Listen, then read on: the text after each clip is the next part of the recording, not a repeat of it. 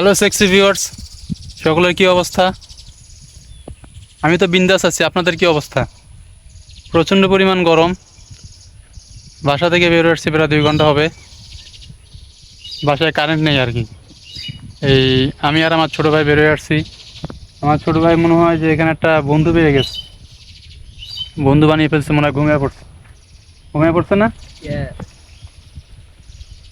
তো এই আর কি, আমি শুধু একা এখানে আসাতে দেখাচ্ছি আর কি। ফ্রন্ট সাইডে ওই দূরে অনেকেই গরমের মধ্যে এখানে বসে আছে, অনেকেই।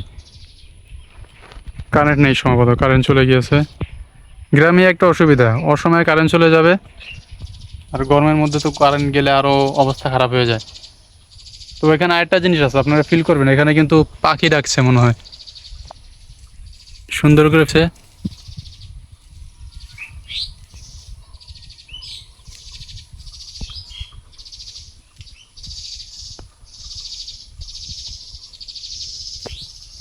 শুনতে পাচ্ছেন?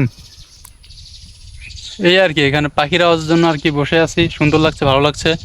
মোটামুটি এখানে বাতাসও আছে, পাতারের মাঝখানে 3-4টা গাছ, এখানে বসে আছি আমি আর আমার ছোটো ভাই মিলে। আর এখানে আশেপাশে কেউ নেই।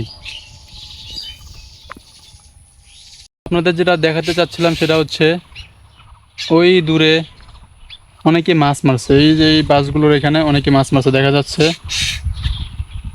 তো আমার মনে হয় যে এই গরমের মধ্যে সবচেয়ে শান্তির কাজই হচ্ছে মাছ মারা। আনন্দ হবে, মাছ মারাও হবে। তো এর চেয়ে ভালো কিছু হতে পারে না।